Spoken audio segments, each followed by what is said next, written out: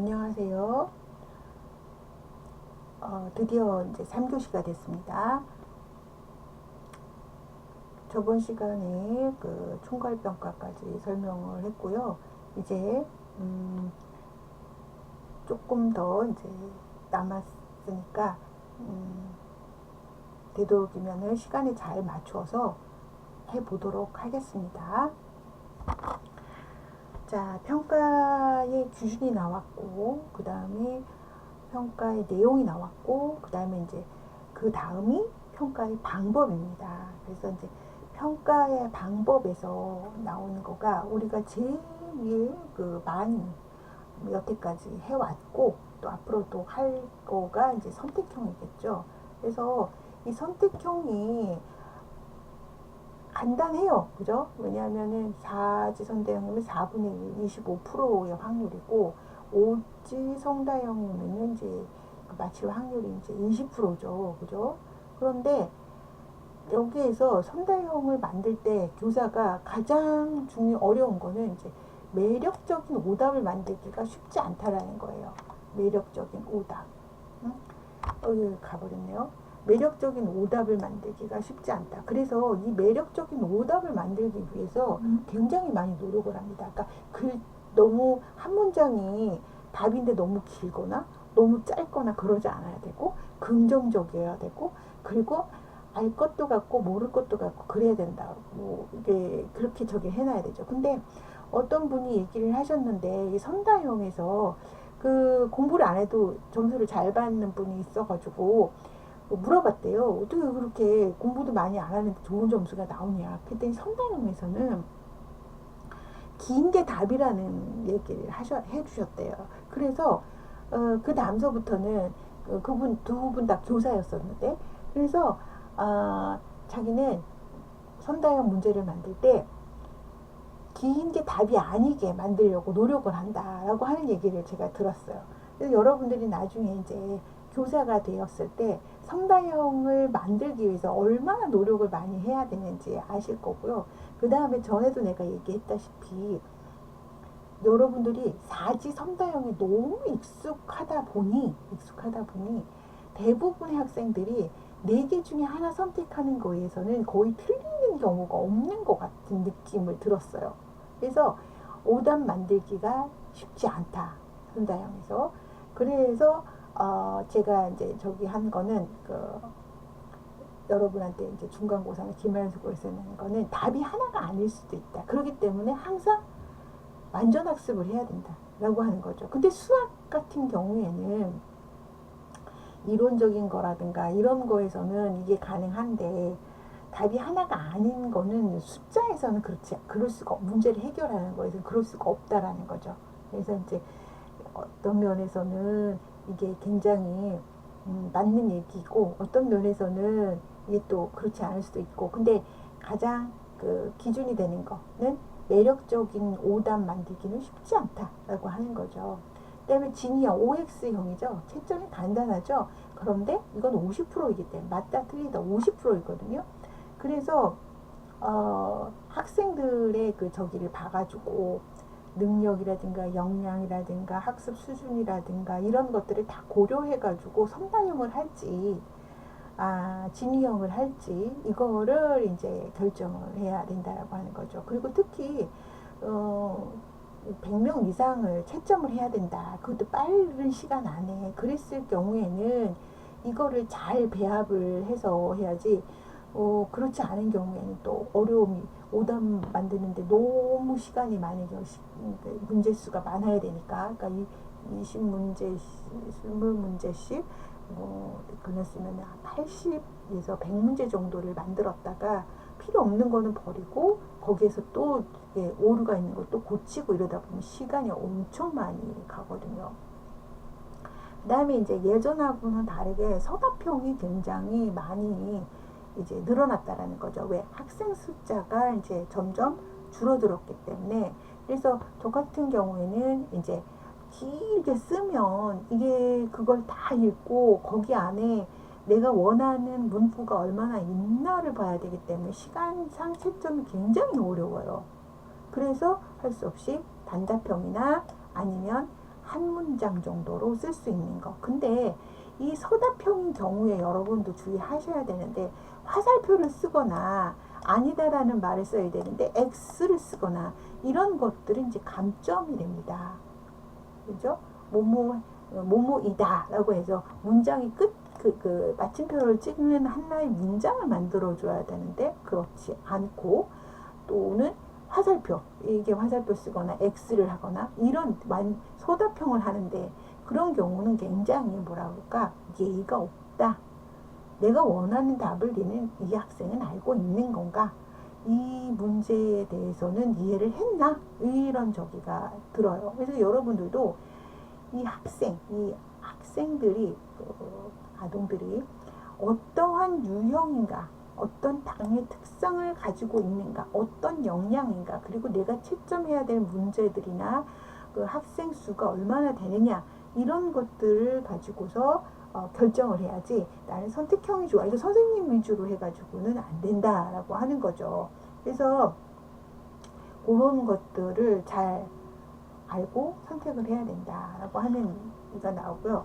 그 다음에 이제 예시사라고 해가지고 204쪽에 보면은 수학과 문제 해결 서술식 채점 기준표라고 하는 거가 나와져 있어요.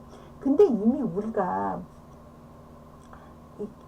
문제를 낼 때에는 어느 정도 이 문제의 답은 이거니까 이거를 기술해야 되고, 이게 빠지면 아무리 많이 써도 점수를 줄 수가 없는 저희가 돼요. 근데 사람이다 보니까 또 안 그럴 수도 있는데, 여러분 알다시피 뭐뭐에 관해서 설명하시오, 또는 뭐뭐는 무엇입니까? 이러면 무엇에 관한 것만 쓰면 되는데, 그 전후를 다 쓰고 중요한 핵심을 안 쓰면 한 문장짜리 답을 써도 맞는 게 될 수가 있고, 10문장을 썼는데도 답이 없으면 그거는 0점이 될 수도 있단 말이죠. 근데 학생들이 길게 쓰면 점수를 줄 거라고 오해를 하는 경우가 있어요. 근데 그렇지 않다라는 거를 여러분이 알고 있었으면 좋겠어요. 그리고 당연히 할 말이 엄청 많은데 그게 이제 또 작용을 할 수도 있는 거죠. 그러니까 전후 사정을 다 하니까 이 학생이 이것까지도 알지 않을까? 이렇게 생각을 하면 안 되고, 그 안에 있는 것만 이제 채점을 해야 되기 때문에 이런 기준들을 주고, 우리가 어떤 규준, 이거를 정확하게 이제 잡아야 되고, 문제를 만들 때 요거는 꼭 있어야 되는, 문구 안에 있어야 된다. 이거를 빠지면은 좀 늦다. 그래서 모두 선택하시오. 모두 무엇인가, 모두 이런 거가 있을 때는 긴장을 하고 봐야 되고, 왜 그런가, 그러면 왜에 대한 답을 써야 되고, 무엇인가 그러면 무엇에 대한 답을 써야 된다. 그걸 잊어버리면 안 된다는 거예요. 특히 서답형에서는요. 그래서 많이 쓴다고 하도 중고등학교 때 안 겪었던 것들을 내가 대학교 가가지고 많이 써도 점수를 줄 수가 없는 게 너무 많다라고 하는 나를 가르쳤던 교수들이 그 얘기를 하는데, 그때는 그게 무슨 소리지? 라고 생각을 했었었는데, 처음에 내가 해보고 나니까 이제 알겠더라고요. 그러니까 여러분들도 교사가 되었을 때 아마 이런 문제에 대해서 절절히 아마 피부로 경험을 하실 것 같아요. 그 다음에 이제 관찰이죠. 관찰에 이제 어떤 거가 있느냐. 관찰은 이제 그냥 보는 게 아니라 주의 깊게 목적에 맞게 보는 거라는 거 정도만 알면 되고요. 그 다음에 여기 있는 것처럼 관찰의 유형이 뭐가 있다. 일화기록, 평정, 척도, 그 다음에 정의적 영역의 평가, 이런 것들이 있다. 그래서 예시가 어디서부터 나오냐 하면은 205쪽에서부터 시작해가지고 206쪽까지 이게 쭉 예시가 나와져 있어요. 그럼 이게 이거는 일화기록에 해당되네, 이거는 정의적 평가네, 이거는 평정 척도에 속하네, 그 정도만 알면 돼요. 그래서 관찰이라고 하는 거는 그냥 쳐다보는 게 아니라 목적과 기준에 맞게 그것을 보고 그것이 되는가 안 되는가를 기록해야 된다라고 하는 거고, 또 하나는 이게 나 혼자 이렇게 해가지고는 소용이 없고, 누군가가 이것에 대해서 어느 정도 신뢰를 하고 있어야 된다. 그러니까 같은 그러한 저기가 있어야 된다라고 하는 거를 같이 얘는 이러한 행동을 보인다. 이러한 문제가 있다. 또는 이러한 경험을 했다라고 하는 거가 누군가가 이게 좀 어느 정도 신뢰할 수 있도록 객관화돼야 된다라고 하는 거를 잊어버리시면 안 될 것 같아요. 그래서 일화기록도 일화기록 쓰는 방법이 있고, 평정척도도 평정척도를 만들어 가지고 그것을 점수화하는 기준이 있는 거예요. 그죠? 아무나 상 어느 정도 해야지 중이고 어느 정도 해야지 한지에 대한 어떤 기준이 나와져 있어야 되고, 그 다음에 정적 평가 영역도 마찬가지예요. 근데 여기 이 교재에서는 굉장히 다양한 그 내용들을 다 설명을 해놓고 나서 이 부분에 대해서는 그냥 관찰 이런 게 있다. 관찰 방법 안에는 이런 기록법도 있고 이런 거 있다. 그 정도 예시만 드러났어요. 그러니까 우리는 이제 이 교재 안에서 이제 저기를 해야 되기 때문에 이거는 관찰에 속하고 이거는 이렇게 쓰여진 거는 일화기록에 속하고 요 정도까지는 알면 되겠다라고 하는 거. 그 다음에 이제 나머지 같은 경우에는 다른 과목에서도 배울 거고, 특히 이제 진단과 평가라고 교육평가 이런 평가가 들어가져 있는 그 과목에서 또 많이 할 것 같아서 일단 요 정도까지만 하는 걸로 이제 하겠습니다. 그다음에 이제 면담이 있습니다. 면담이라고 하는 거는 그 자료를 모으기 위한 하나의 그 방법이다 라고 하는 거죠. 특히 수학에서 이제 면담은 그렇게 많이 쓰여지지는 않아요. 그래서 진단을 하기 위해서 어떤 표준화된 검사, 뭐 비공식적인 검사, 비표준화된 검사, 여러 유형의 그 검사들을 하고, 그 다음에 이제 부모 면담이라든가 학생 면담이라든가 해서 자료를 수집하기 위한 하나의 그 방법으로 쓰이거든요. 근데 수학에서는 이제 여기 있는 것처럼 시각장애 학생인 경우에는 이게 좋은 저기가 될 수도 있지만, 대부분 수학을 평가하기 위해서 면담을 한다. 아직까지는 뭐 저기나 하나의 평가 방법이다. 그 정도까지만 이제 이해를 하고 계시면 좋을 것 같아요. 그 다음에 이제 포트폴리오라고 하는 게 있습니다. 그래서 포트폴리오 이미 아실 거예요. 자료를 수집해서 시간의 순서나 또는 뭐 여러 가지 그 기준을 놓고 대부분 다 시간의 순서로 하기는 하죠. 그래서 6학기 때 그렸던 그림, 1, 2학년 때 그렸던 그림, 뭐 3, 4학년 때 그렸던 그림들을 이제 제일 잘 된 것만 이제 수집을 해가지고 모아놓는 거죠. 그러면 이제 얘가 발전되어 가는 그 과정을 이제 한눈으로 볼 수 있는 거죠.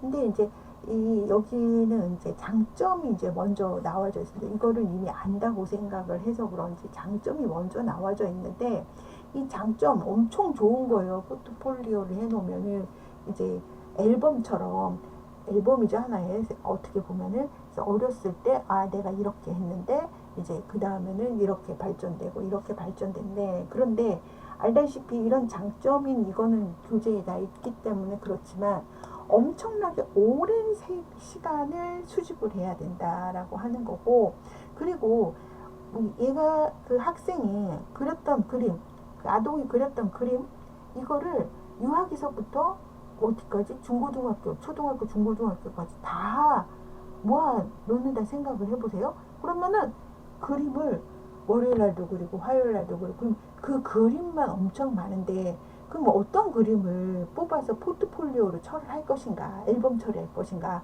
하고 보면은 그것도 조금씩 또 기준이라든가 이것도 있어야 되고, 선생님의 노력, 이거 어떤 걸 골라서 넣어야겠다라고 하는 거, 그런 선생님의 시간적인 그 선택을 하기 위한 시간적인 노력이라든가 기준이라든가 그걸 오랫동안 보관할 수 있는 그 공간이라든가 이런 것들이 다 이제 들어가게 된다라는 거죠. 그리고 이것을 한 사람의 성장이라든가 뭐 여기 있는 것처럼 강점, 약점 파악하고 뭐 기록이 되고 뭐 가치가 있고 다 좋지만 이게 다른 사람하고 비교를 하기에는 조금 어렵다라는 거죠. 다른 사람하고 비교하기요. 개인의 성장은 볼 수 있지만 이거를 수학으로 적용했을 때 어떠한 저희가 있을까? 수학 시험을 보고 그것의 결과를 이제 모아놓는 그런 거밖에 안 되거든요. 근데 좋은 거는 좋은 거, 성장이 이렇게 해가는 거, 이렇게 좋은 거는 되지만 이게 점점 발전이 없거나 좀 오히려 수학 교육과정이 어려워짐으로 해가지고 수학 점수가 낮아지고 있는데 이거를 다 포트폴리오로 했다? 그러면 이것에 대한 어떤 저기는 어떻게 할 것인가에 대해서 예, 조금 생각을 해봐야 되겠죠. 그래서 뭐 학생들이 잘하면 그림처럼 실력이 늘어간다든가 그러면은 좋은데 미술도 마찬가지로 자폐아동 같은 경우에 그림을 서반트 증후군이 있어서 잘 그리면은 점점 좋아지겠지만 그렇지 않고 늘 항상 그리던 것만 그리면 1년이 가던 2년이 가던 변화가 없는 경우에 이게 어려울 수도 있다. 이게 과연 선생님이 노력한 것만큼 효과가 있을까에 대해서 생각을 해봐야 되지 않을까. 그러니까 장점, 모든 방법, 모든 이론들이 장점만 있는 것은 아니다라고 하는 거를 항상 알고 계시고 이거는 여기에 좋고 이거는 여기에 좋고 그래서 적재적소에서 골라서 평가를 할 수 있는 그런 역량을 갖추어야 되는 거가 이제 중요하겠죠. 그죠? 그래서 장점만 항상 있는 건 아니다라고 하는 거. 그리고 물론 교사가 이런 어떤 능력도 있고 시간도 있고 에너지도 있어가지고 이 방법도 다 해보고 저 방법도 다 해보고 그러면 좋겠지만 선생님도 선생님 인간이고 바쁘고 그러다 보니까 이 방법은 여기 이 학생 이 과목에 딱 맞고 어느 정도 맞고 딱 맞을 수 없고 그런 생각들을 하면서 이제 평가 방법들을 선택해야 된다라고 하는 거죠. 그 다음에 이제 그래서 208쪽에 보시면은 표 7-5가 있습니다. 그래서 평가 목표와 포트폴리오의 내용이라고 해가지고 그 목표도 나와져 있고 증거 자료 이런 것들 그 다음에 이제 코멘트 이런 것도 조금 바꿔줘야 되겠죠. 우리나라 말로 계속 아무튼 이런 것들이 이제 나와져 있기 때문에 목표가 이러면 이런 것들을 증거 자료로 낼 수 있구나 라는 것 정도는 한번 보는 게 좋을 것 같습니다.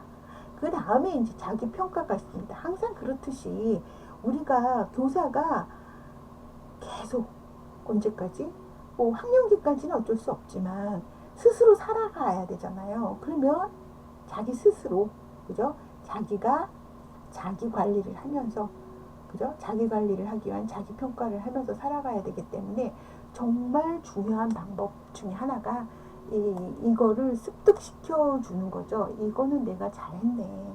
항상 반성이라고 못한 것만 생각하지 말고 내가 이거는 잘했네. 이건 좋아졌네. 라고 하는 자기 진전. 특히 경증의 특수학급에 다니는 학생들 있잖아요. 요것을 이제 자신이 스스로 좋아진 거를 알아가고 그것에 대해서 좋은 평가를 하고 자기 자신에 대해서 긍정적인 강화를 할 수 있도록 이끌어 주시는 거 이게 중요하지 않을까라고 생각이 돼요. 이게 하루아침에 되는 것도 아니고 모든 양육환경, 교육환경, 그 다음에 심리적인 환경까지 다 이게 그 지원을 해줘야지 이게 나중에까지라도 이게 습득이 되는 거지 하루 이틀 또는 뭐 1년 정도 했다고 해서 이게 습득되는 거는 아니라는 거죠. 그래서 그런 점들이 조금 이 자기평가, 자기관리에 좀 어려움이다 라고 하는 거 여러분들이 알고 계시면 좋을 것 같습니다. 그 다음이 이제 동료평가예요. 그죠? 그래서 우리들의 이제 동료평가 그 정도는 돼야 이제 그 어떤 또래 교수도 하고 그죠? 그다음에 동료 평가도 하고 그죠? 그것에 대한 어떤 격려라든가 또는 피드백이라든가 뭐 이런 것들 것들을 할 수 있지.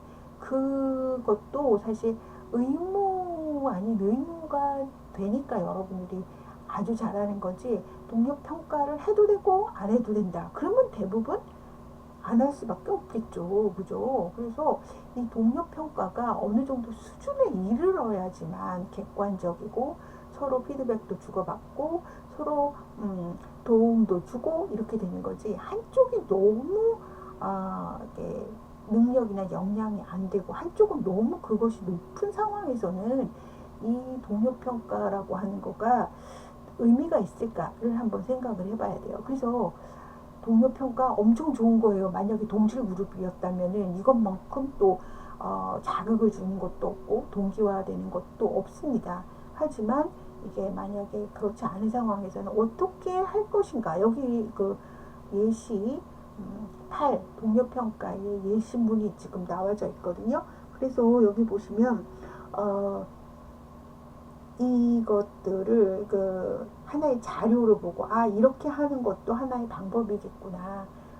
초등학교에서 아주 경증인 학생들한테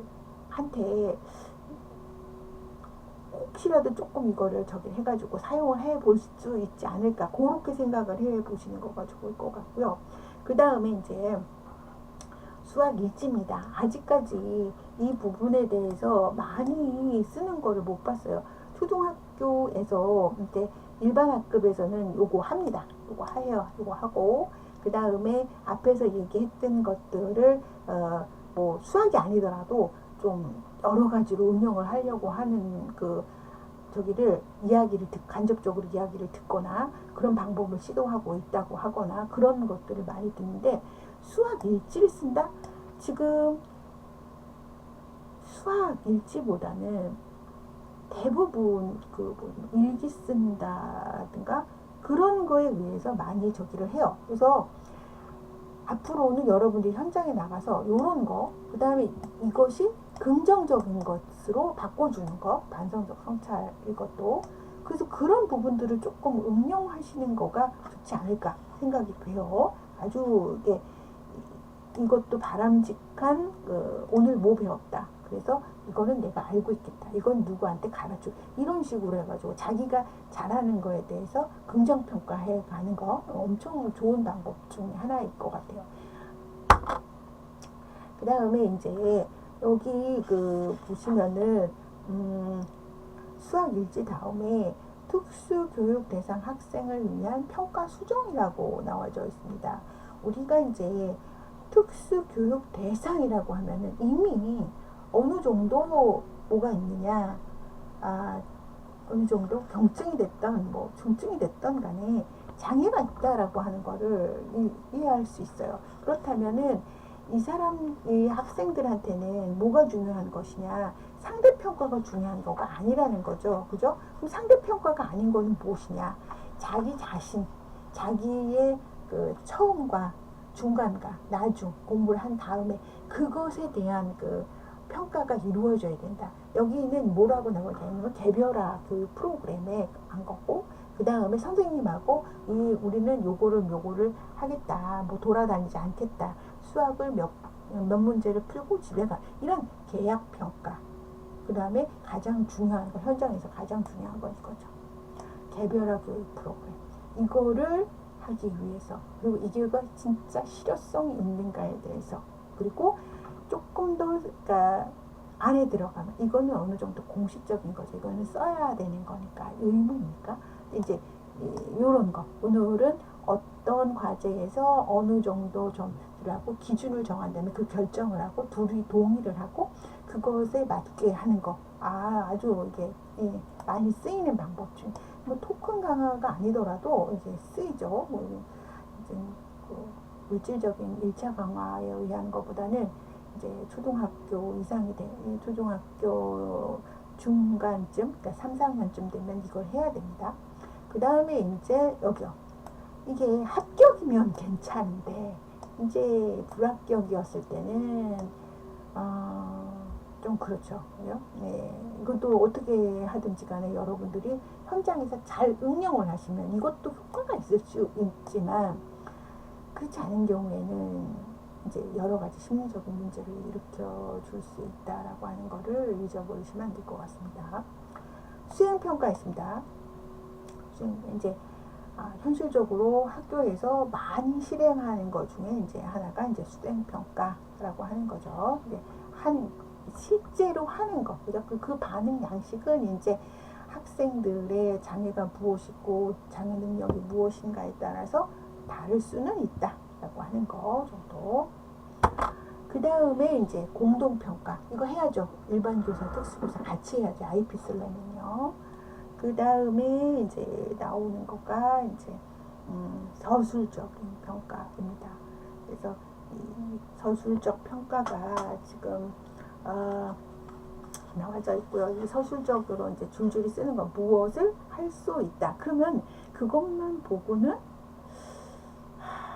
잘 알 수가 없어요. 그래서 이제 서술적 평가가 그러니까 얘는 줄넘기를 몇 회를 몇 초 안에 어떻게 할 수 있다라고 하는 그런 식으로 이제 많이들 서술적 평가를 하는데, 그러면 얘가 이 학년에 맞춰서 이거를 해야 되는 게 맞나 안 맞나 이런 것들이 생기게 되더라고요. 그래서 서술적 평가가 참 좋기는 한데, 상대평가가 아니기 때문에 좋기는 한데, 문제는 얘가 이거를 하는 게 2학년에서 기준에 맞는 건가? 안 잘못하면 이게 주관적 서술이 되거나 그 행동 특징만 진술을 하게 되면은 이게 어떤 이것을 2학년에 해서 얘가 통과가 됐다라는 거, 이게 어떤 때는 약간 갸우뚱할 때가 있어요. 그래서 예전보다 많이 좋아진 평가가 서술적 평가인데, 이 부분을 어떻게 해야 될지에 대해서는 조금 고려를 객관적으로 좀 해보는 게, 그래서 누구라도 이거는 이 학생이 잘한 거네, 이것만 읽어도 이게 중간 정도 되는 거네, 얘는 조금 더 노력해야 되는 거네 라고 하는 거를 이렇게 표면적으로 보여줄 수 있도록 평가하는 그런 서술적 평가가 되어야 될 것 같습니다. 자, 이제 오늘 셋째 시간에는 여기까지를 하고요. 동영상에서 저기 하지 않은 내용은 수업 시간에 하도록 하겠습니다. 자, 여러분 수고 많이 하셨습니다.